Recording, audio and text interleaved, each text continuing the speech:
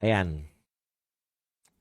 Ito po ay mainit na mainit pa po to. Kapapasok-pasok lang din. Ngayon lang din po. Nagsampa na po ng disbarment case. Kasi ano no? Si Boying cleared pa rin sa ombudsman eh. Oh, alam niyo naman, hindi naman hihinto itong pamilya rin ni Duterte. Na alam niyo po, natutuwa po ako ngayon. Kasi dati dati po yung mga Duterte no, hayaan lang eh. Ngayon po, talagang nagsasampa na sila ng ano ng reklamo sa korte. Una, nagsampa siya ng reklamo ng kidnapping, di ba? Kaya lang, cleared pa rin eh. Talagang naghahabol. Inahabol po. Ah, kanina napag-usapan namin yan. Naniniwala ba kayo na pinapaboran si Remulla? Ano po ba tawag dun? Kung hindi pa po pagbigay ng pabor. Ako, sa tingin ko, pabor na kay Remulla eh. Mag-likes po kayo. 1-4 tayo, 378 lang nagla-likes. Pabor po kay Remulla, no? Yung nangyayari kasi dapat disqualified na yan eh. Kung may kaso ka sa ombudsman, disqualified ka na sana. Ngayon, nakalusot sila sa kaso. Cleared sila ng acting ombudsman.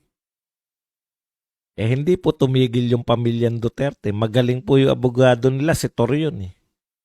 Hahabulin ka naman, ipapadisbar ka naman ngayon. Kung hindi nag-prosper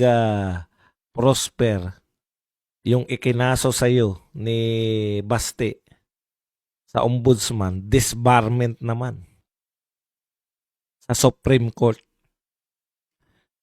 So, eto po yung ngayon lang po tong balita na to, mainit-init pa. Disbarment case has been filed before the Supreme Court on Thursday pala. Ngayon, against 4 government officials for their alleged involvement in the arrest of former President Rodrigo Duterte.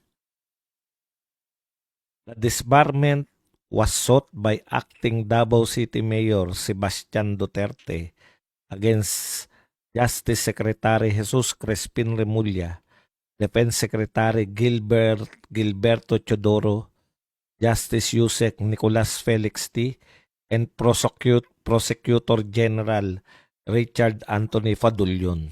So, 4 po ang sinampahan ni Basti.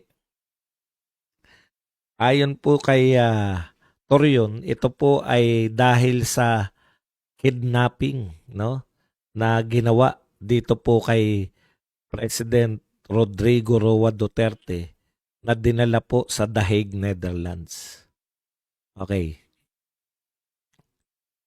So sila po, yung nagsampa po ng reklamo, si Sebastian C. Duterte, acting mayor, in behalf of the family. So, tuloy-tuloy po ang pagkakaso. Sabi naman po ni Remulla, expected na raw niya na sasampahan siya na sangkatutak na kaso. Kaya nga po yun nga po yung gustong tiyakin.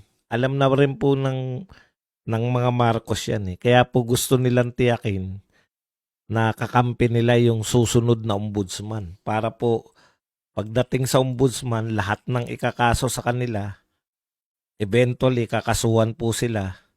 Pag wala na sila sa pwesto, madidismiss ng ombudsman. Kaya nagtatanim na po sila. Magagaling no? Magagaling lumusot sa mga kasuhan. Sanay na pong nakakasuhan. Evelyn Aguilar, thank you very much sa 800 yen. Kaya, pero believe ka rin, no? Kay Atty. Torion, ang dami pong kaso. Minsan nananalo sila, minsan natatalo. Tuloy-tuloy lang, no? Very positive po kung makikita nyo si Atty. Torion. Hindi po siya pinanghihinaan eh. Kaya minsan, pati po yung mga Duterte, yung mga anak po ni Tatay Digong, hindi po Hindi po sila pinanghihinaan, lalo na si BP Sara, lagi pa rin nakangiti, lagi pa rin. Tayo minsan, tapatan tayo.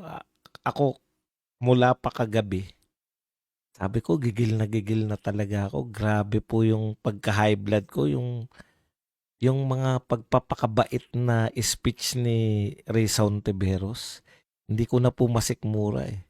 Kaya lang, titignan nyo silang ang kapamilya. Oh.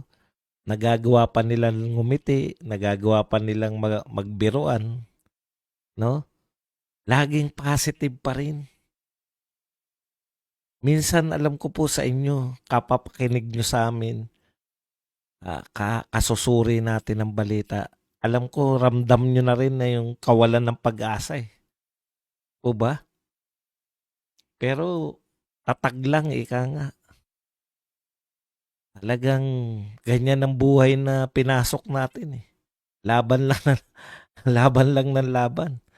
Huwag din natin pabayaan na malugmok tayo ng galit, no? Lakad-lakad din tayo, kilos-kilos din para hindi tayo ma-stroke.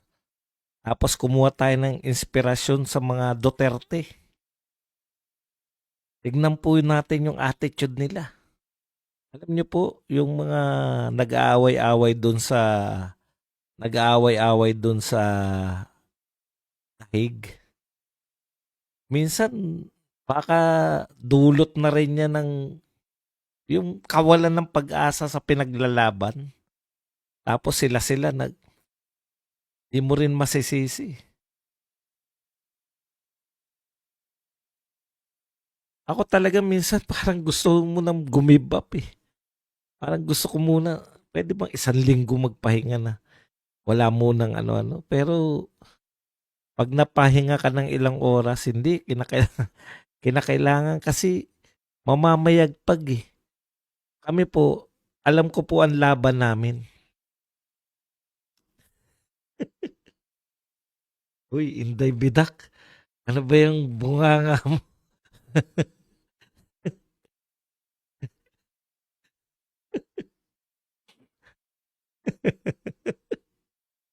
Walang iya to si Inday Bidak. Ano ba naman bunganga yan? Para siyang pusang gusto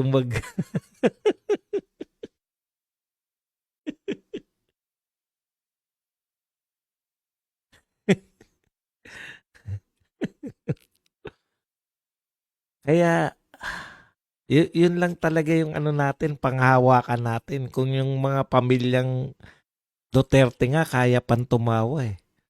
Ano pa rin tayo? Para hindi tayo matalo nila kasi pinagtatawanan na tayo nila eh. Na wala kayo, kayang-kaya namin yan. Iyak lang kayo, iyak.